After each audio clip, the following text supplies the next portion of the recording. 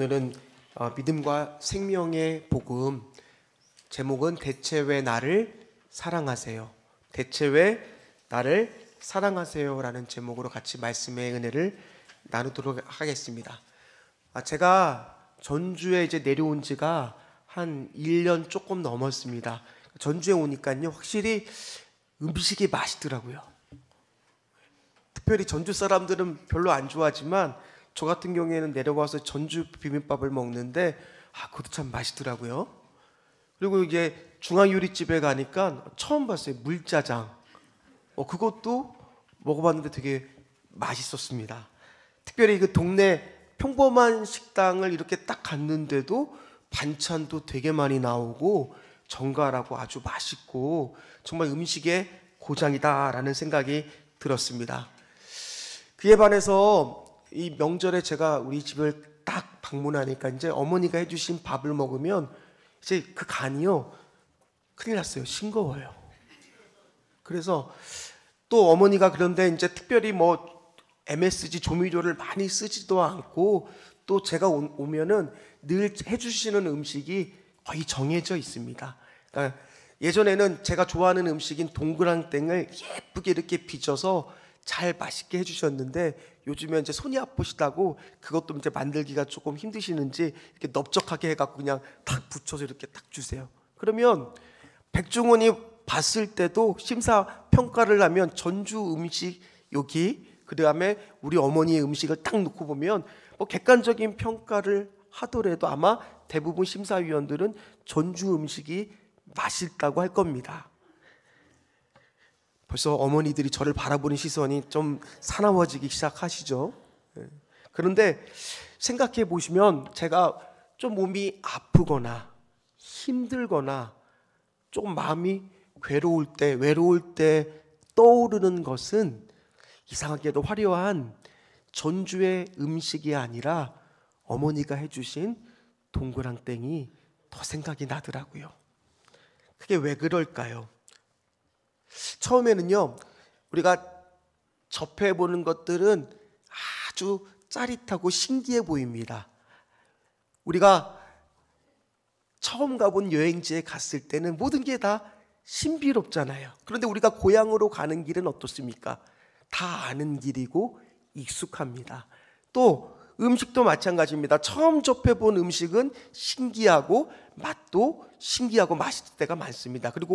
그러나 우리가 집밥을 늘 먹지만 그 집밥은 맛있는지 아닌지 잘 못 느끼고 먹을 때가 많습니다. 또 어떻습니까? 우리가 처음에 사랑에 빠졌을 때는 보기만 해도 두근두근 거리고 아주 사랑에 폭 빠졌을 때는 보고 싶고 그럴 때가 있지만 지금 이제 결혼을 하고 부부 생활을 이렇게 같이 하시다 보니까 어때요? 지금 옆에 배우자를 보세요. 지금도 심장이 두근두근 되세요? 그런 분이 있다면 그건 부정맥이에요. 병원 가셔야 돼요. 그만큼 다 우리는 이제 익숙하고 그런 것들이 싫다는 게 아니라 좋기는 좋지만 막 그렇게 심장이 두근거리거나 그러지는 않는다라는 거예요. 그러나 가만히 생각해 보면 내가 외로울 때, 힘들 때 떠오르는 것은 화려한 여행지가 아니라 또 화려한 음식이 아니라 집밥이 떠오르고 고향이 떠오르는 것은 무슨 이유일까요? 어쩌면 오늘 우리가 이 자리에 내가 서 있는 것도 제가 이렇게 자라서 이렇게 성장해서 우리 성도들 앞에 선 것도 어쩌면 그 익숙하고 소위 말하는 지루한 것들이 나를 키워줬기 때문이에요. 엄마의 잔소리, 또 그리운 어머니의 밥상, 또 집에 돌아가면 아이들의 그 웃음소리, 그리고 직장 동료들, 또 교회 왔을 때 다실의 그 맛있는 커피, 어쩌면 우리가 늘 보는 그런 익숙한 것들이 오늘 나를 있게 해준다라는 겁니다. 근데 오늘 말씀을 보면 우리가 너무나 익숙하고 너무나 잘 아는 말씀입니다. 오늘 이 말씀 요한복음 3장 16절 다 외우실 거예요. 심지어 어렸을 때는 율동을 통해서도 배웠던 거 기억나세요? 하나님이 세상을 이처럼 다 주일학교를 안 나오셨어요? 독생자를 주셨으니 누구든지 예수 믿으면 멸망하지 않고 영생을 얻으리로다. 요한복음 3장 16절. 이렇게 다 외울 정도로 다 우리는 너무나 알고 있는 말씀이에요. 익숙한 말씀이에요. 그런데요, 이 말씀 때문에 오늘 우리 귀한 성도님들이 이 자리에 있는 거예요. 이 말씀 때문에 내가 오늘 이 자리에서 하나님께 예배드리고 있다라는 겁니다. 이 익숙한 말씀이 바로 나를 오늘 살게 해주는 말씀이라는 거예요. 아무리 생각해봐도 사랑받을 이유가 없는 그런 사람을 하나님은 나를 사랑하신다라고 말씀하고 있다라는 거예요. 그래서 성경은요, 하나님은 위대하시다. 물론 그런 말이 있을 수 있죠. 그러나 하나님은 God is love. 하나님은 뭐라고 말씀하세요? 사랑이시다. 오늘 이 말씀이 하나님이 우리를 향한 사랑의 고백의 말씀인 줄 믿습니다. 대체 왜 나 같은 자를 사랑하실까? 대체 왜 나를 사랑하실까? 뻔한 것 같지만 뻔하지 않는 오늘 나를 살게 해준 이 말씀. 이 말씀이 익숙한 것 같지만 오늘 내가 만약에 주님을 나의 주인으로 삼은 사람이라면 오늘 이 말씀은 익숙한 말씀, 뻔한 말씀이 아니라 늘 새롭게 들리는 은혜의 말씀이어야 될 줄 믿습니다. 다시 한번 오늘 이 말씀을 붙잡고 다시 깨닫고 일어나시는 저와 우리 귀한 성도님들 되시기를 주의 이름으로 축원합니다. 먼저 오늘 말씀의 시작은요, 내가 먼저 하나님한테 사랑받고 싶다라고 말하지 않았어요. 그런데도 오늘 나를 사랑하시겠다고 고백하는 존재가 나오시는데 그분이 바로 누구십니까? 하나님이에요. 하나님. 그럼 우리 얘기할 수 있죠. 하나님, 제가 무슨 애정 결핍이라도 되는 줄 아십니까? 제가 언제 저를 사랑해달라고 말했습니까? 라고 항변하는 분이 이 가운데 있을지도 몰라요. 그러나 가만히 생각해 보면요, 사람은 누구나 다 어떤 마음이 그 안에 있느냐? 누군가로부터 사랑받고 싶어요. 누군가로부터 인정받고 싶어요. 누군가로부터 사랑받기 위해서 오늘 우리는요, 엄청나게 많이 노력을 합니다. 나에게 좀 관심을 가져달라고 소리를 칩니다. 포장을 하려고 합니다. 그래서 다른 사람들의 시선을 좀 나한테 돌리려고 얼마나 애를 쓰는지 몰라요. SNS를 살펴보면 거기에 보면 이제 뭐 명품 가방 같은 거를 사요. 그러면은 그 쇼핑백을 이렇게 들고 로고가 잘 보이게 그런 것들을 탁 들고 이렇게 보여줘요. 돌잔치 가봤니? 무슨 똥? 그런 것들을 들고 이렇게 보여주고, 아니면 맛있는 음식 사진들을 올리는 것들을 보셨을 거예요. 그 이유가 뭐겠어요? 그러면서 밑에다가 쇼핑했다고 말하지 않아요. 샵, 나를 위해 해준 선물, 이런 식으로 표현을 한다는 거예요. 왜 그럴까요? 또는 우리가 자녀들이 공부를 합니다. 그러나 자녀들이 목표를 위해서 공부하게 되면 때로는 부모님한테 사랑받기 위해서, 부모님한테 인정받기 위해서 노력하고 공부도 할지도 모릅니다. 부모들도 마찬가지예요. 맞벌이들이 많다 보니까 주말 되면은 아이들을 데리고 평상시에 못 놀아주는 미안함에 어디 좋은 여행지도 있으면 가려고 합니다. 좋은 음식도 먹이려고 합니다. 왜 그러는 거예요? 또 마찬가지로 오늘 우리는 화려한 옷차림과 치장을 하고 또 누군가에게 나의 아픔을 얘기할 때도 더 많이 과장돼서 표현하려고 해요. 괜히 한숨도 이렇게 쉬어도 되는데 에휴, 왜요? 나를 좀 알아봐 달라는 거예요. 나를 좀 봐달라는 거예요. 왜 그럴까요? 우리는 누군가로부터 다 지금 사랑받고 싶어하는, 사랑받기를 원한다라는 거예요. 물론 그 안에는 어렸을 때 가정 환경을 살펴보면 부모님으로부터 사랑을 바빠서 많이 못 받을 수도 있었습니다. 또는 학교 생활과 사회생활 가운데 따돌림을 당하거나 또 어려움을 당한 사람들도 있을지도 모릅니다. 또한 외모에 대한 열등감이 그 안에 있을지도 모릅니다. 아니면 사랑하는 사람으로부터 배신을 당했을지도 모릅니다. 그러나 그것들은요, 다 표면적인 이유예요. 성경은 왜 그렇게 사람들이 사랑받기를 원하느냐, 채워지지 않는 그 이유가 무엇이냐, 거기에 대해서 뭐라고 말하느냐, 로마서 3장 23절 말씀을 같이 읽어보도록 하겠습니다. 모든 사람이 죄를 범하였음에 하나님의 영광에 이르지 못하더니. 결국 사랑받고 싶은데 그 사랑이 채워지지 않는 원인을 성경은 뭐라고 말해요? 죄라고 말하고 있다라는 겁니다. 이게 무슨 말이겠습니까? 아마 이해가 안 되는 분도 있을 거예요. 근데 한번 생각해 보십시오. 사람에 있는 다 죄인의 모습이 있기 때문에 우리는 누군가를 사랑하려고 해도 온전한 사랑을 할 수가 없습니다. 아무리 내가 사랑을 해서 결혼한 내 배우자지만 누구하고 가장 많이 싸워요? 내 배우자하고 서로 싸우면서 상처를 주고 상처를 받기도 하고 아픔을 겪기도 합니다. 왜 그럴까요? 우리 안에 뭐가 있기 때문에? 죄가 있기 때문에요. 또 내가 10달 동안 배 아파서 난 내 자식이지만 그 자녀를 키울 때를 보면 왜 이렇게 또 말을 안 듣는지 서로 싸우다 보면 가정 안을 다 그래서 살펴보면 온전한 가정이 아니라 다 그 안에 뭐가 있어요? 아픔이 있어요. 상처가 있어요. 기도 제목이 있어요. 왜 그러겠습니까? 그 안에 다 우리가 어떤 존재이기 때문에요? 죄가 있는 존재이기 때문에 온전한 사랑을 할 수가 없는 거예요. 누군가한테 온전한 사랑을 줄 수가 없는 겁니다. 그러니까 늘 채워지지 않는, 정말 내가 누군가로부터 온전한 사랑을 받고 싶은데, 정말 누가 나를 좀 온전하게 아무 조건 없이 사랑해 줬으면, 인정해 줬으면 좋겠는데 이게 채워지지 않는 거예요. 아무리 잠을 자도, 아무리 맛있는 음식을 먹어도, 아무리 좋은 곳에 여행을 다녀도 그것으로는 채워지지 않습니다. 오히려 갈급하면 갈급할수록, 목마르면 목마를수록 마치 덫에 걸린 짐승이 몸부림을 칠수록 어떻게 돼요? 그 덫이 그 짐승을 더 혹재고 누르는 것처럼 몸부림을 치면 칠수록 나는 더 목마른 존재가 된다는 거예요.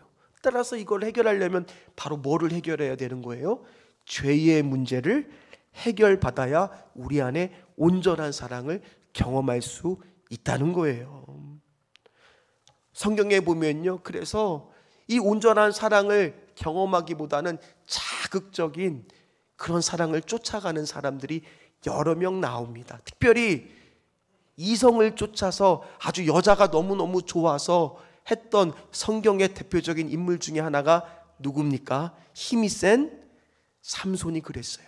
삼손은 하나님이 그를 사랑한다라고 늘 얘기했지만은 그 사랑은 너무 익숙한 거예요. 너무 알고 있는 거예요. 그러다 보니까 나를 더 자극적으로 사랑을 느끼게 해줄 그 여인들을 찾아서 계속 헤맵니다. 그러다가 어느 날은 낙이 턱뼈를 가지고 무려 1000명의 블레셋 사람들과 싸우는데 그 사람들을 다 쓰러뜨려요. 그리고 나서는 이제 싸우다 보니 목이 마르니까 이 삼손이 처음으로 기도하는 장면이 나옵니다. 목이 마르니 뭐를 달라고 기도를 합니다. 자, 사사기 15장 18절 말씀을 우리 같이 읽도록 하겠습니다. 삼손이 심히 목이 말라 여호와께 부르짖어 이르되 주께서 종의 손을 통하여 이 큰 구원을 베푸셨사오나 내게 이 목말라 죽어서 할례 받지 못한 자들의 손을 떨어지겠나이다 하니. 하나님의 사랑으로 부족했지만 위급할 때는 누가 생각나는 거예요? 그 익숙한 하나님의 사랑이 생각나서 기도합니다. 하나님이 삼손을 사랑하셔서 물이 터지게 하십니다. 물을 마셔서 갈증을 풀게 하십니다. 그래서 그곳을 에낙고레, 부르짖는 자의 샘이라고 말씀하고 있습니다. 그러면 그 익숙한 사랑, 그 하나님의 사랑을 경험했으면 돌아와야 되는데 그 다음 장에 가서 삼손은 그 유명한 들리라는 여자에 또 빠지고 말아요. 근데 그 여자는 삼손을 배반하는 것뿐만 아니라 그의 인생을 파멸시키는 사랑이었다라는 거예요. 어디 그뿐입니까? 탕자는 어떻습니까? 익숙한 아버지의 사랑보다는 나는 화려한 도시에 가서 내 마음대로 내가 돈 펑펑 쓰면서 살고 싶습니다 라고 말해서 아버지한테 유산을 받아 화려한 도시로 나갑니다. 그러나 그 시간이 지나니까 그 모든 물질이 다 없어지고 말아요. 그랬더니 생각나는 게 누구였어요? 아버지의 그 익숙한 사랑, 아버지의 그 사랑이 생각났어요. 아버지가 그리웠어요. 근데 돌아갈 면목이 없으니까 돌아가면 아버지한테는 죄송해야지 그 말만 계속 되뇌기면서 돌아가는데, 오늘 아버지하고 만나는 그 장면, 누가복음 15장 20절 말씀을 보면 놀라운 일이 있습니다. 누가복음 15장 20절 말씀을 함께 읽겠습니다. 이에 일어나서 아버지께로 돌아가니라. 아직도 거리가 먼데 아버지가 그를 보고 측은히 여겨 달려가 목을 안고 입을 맞추니. 성경을 보면요, 누가 먼저 봤어요? 아버지가 먼저 봤어요? 아들이 먼저 봤어요? 거리가 먼데 아버지가 그를 보고 먼저 달려갑니다. 달려가서 먼저 안아줍니다. 먼저 입을 맞춥니다. 먼저 그를 알아봅니다. 오늘 그것처럼 이 자리에 어떻게 오셨습니까? 오늘 돌고 돌아 이 자리에 앉아서 예배를 드리고 있어도 오늘 하나님은 우리 귀한 성도님들을 먼저 알아봐 주실 줄 믿습니다. 먼저 달려가서 안아주실 줄 믿습니다. 먼저 사랑한다라고 말씀해 주실 줄 믿습니다. 이게 진짜 그렇더라고요. 제가 얼마 전에 저희 딸아이가 졸업식이었어요. 초등학교 딱 갔는데 그 강당 안에서 하는데, 강당 안이 시끌시끌해요. 아이들이 막 떠들죠. 학부모들이 왔죠. 꽉 차 있죠. 그러니까 시끌시끌한데도 불구하고, 왜 그 영국 무대를 보면 조명이 탁탁탁탁탁 켜지고 빛이 한 곳으로 쫙 모아지면서 주인공을 딱 그렇게 스프라이트 할 때가 있잖아요. 집중할 때가 있잖아요. 그 누군가 나한테 이렇게 손을 흔들어요. 저는 누구만 보이겠어요? 아무 소리도 안 들려요. 딸만 딱 보이더라고요. 아, 그렇구나. 오늘 이렇게 많은 사람이 앉아 있어서 과연 하나님이 나를 알아봐 주실까? 그런 생각으로 혹시 이 자리에 앉아 있다라면 아니라는 거예요.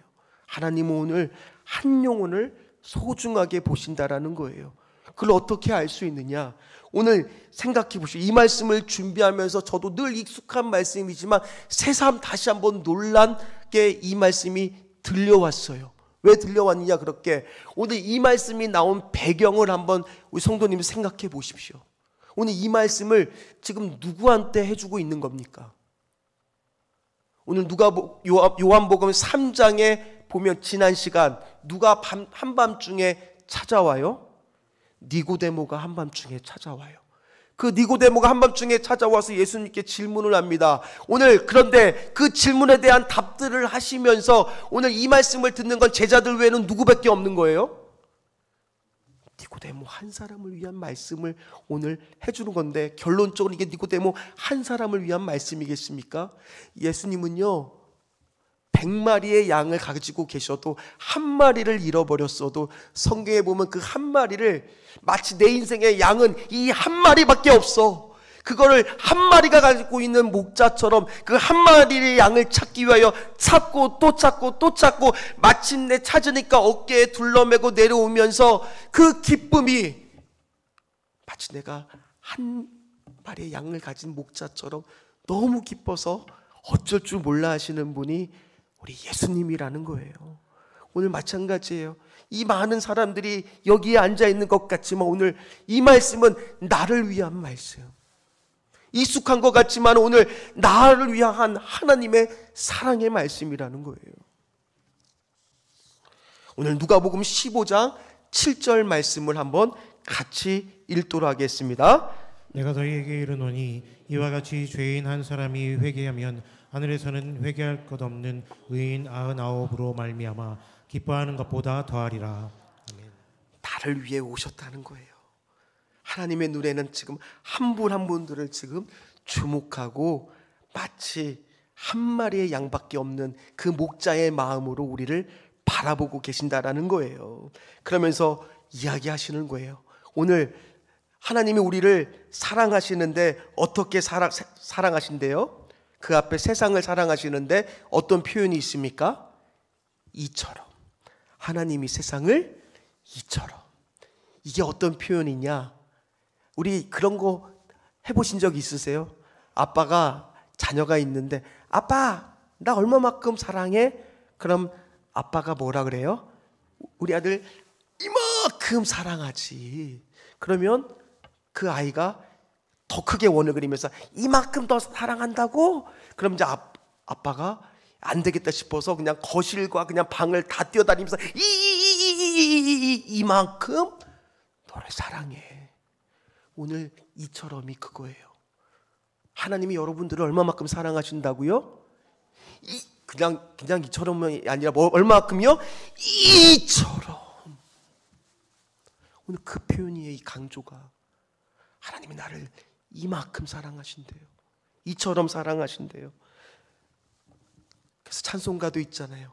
그 크신 하나님의 사랑 말로 다 형용 못하네. 저 높고 높은 별을 넘어 이 낮고 낮은 땅 위에 죄범한 영혼 구하려 그 아들 보내사 화목제물 삼으시고 죄 용서하셔. 우리 3절은 같이 해볼까요? 하늘을 두루마리 삼고 바다를 먹물 삼아도 한없는 하나님의 사랑 다 기록할 수 없겠네. 하나님의 크신 사랑 그 어찌 닿았을까. 저 하늘 높이 쌓아도 채우지 못하리.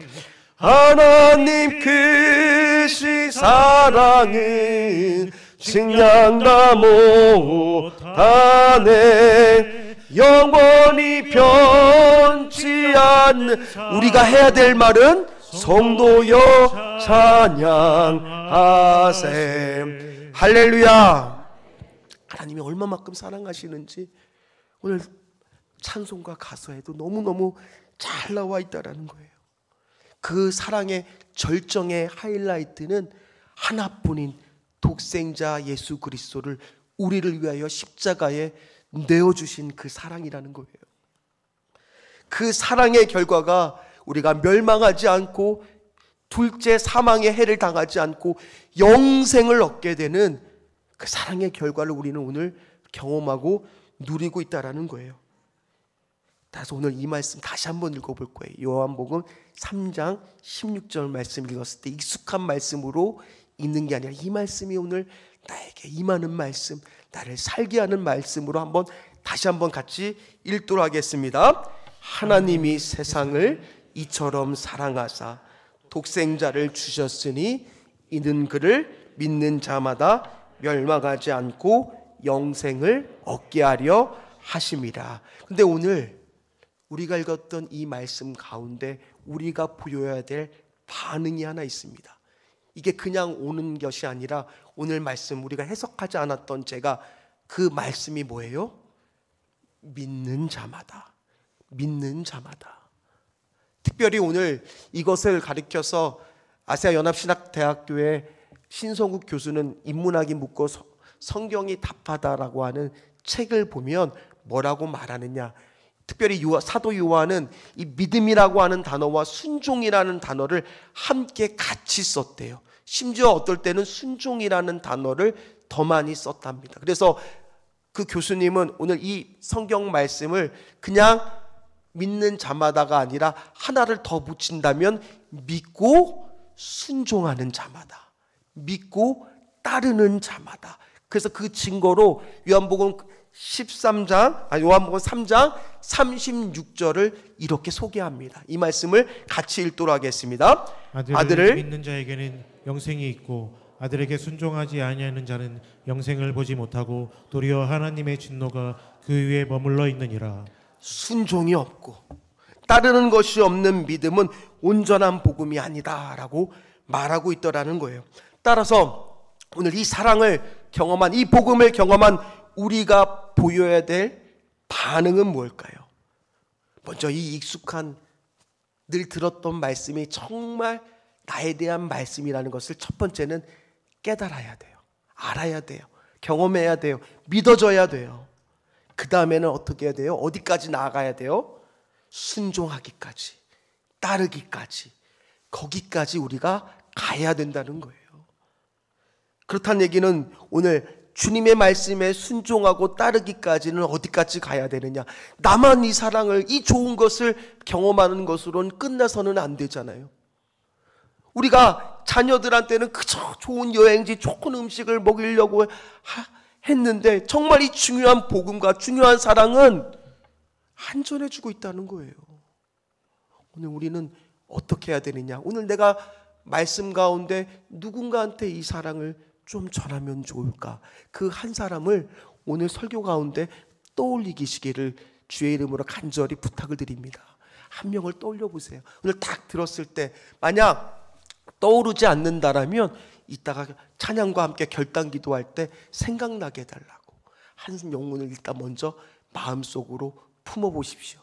오늘부터 디데이 1일입니다. 마음을 품어보세요. 그리고 나서 그 사람한테 나의 받았던 그 사랑의 감격, 익숙한 것 같지만 오늘 다시 한번 말씀을 통해서 깨우치는 그 사랑을 솔직하게 가서 전하시기를 간절히 소망합니다. 그랬을 때요, 데리고 오는 거예요. 처음에 얘기를 했는데 안 받아들일 수도 있어요. 괜찮아요. 그러면 이게 고구마로 많이 비유를 합니다. 고구마도 처음에 익혔을 때 안 익으면 찌르면 어떻게 돼요? 젓가락으로 딱 안 들어가요. 쑥 안 들어가요. 그럼 그때는 기다리는 거예요. 기다리는 거예요. 예의 있게 행동하고 매너 있게 행동하고 기다리는 거예요. 또 한번 찔러보는 거예요. 그때 쑥 들어갈 때가 와요, 안 와요? 옵니다. 그때 그 사랑을 전하는 거예요. 말하는 거예요. 감격, 그 사랑을 고백을 하는 겁니다. 그러려면요, 먼저 내가 그 사랑을 경험해야 돼요. 매 순간마다 그 사랑을 경험해야 돼요. 은혜를 받아야 돼요. 그러면 우리의 얼굴이 은혜를 받고 그 사랑을 경험하면 어떻게 될까요? 은혜로 얼굴이 환해지고 기쁨이 넘치는 거예요. 박수 치려면 아까 찬양할 때 박수도 힘차게 쳐야지. 여기 전라도, 전 충청도 사람이거든요. 충청도는 하는 더 많은 더 하는 게 이해가 돼요.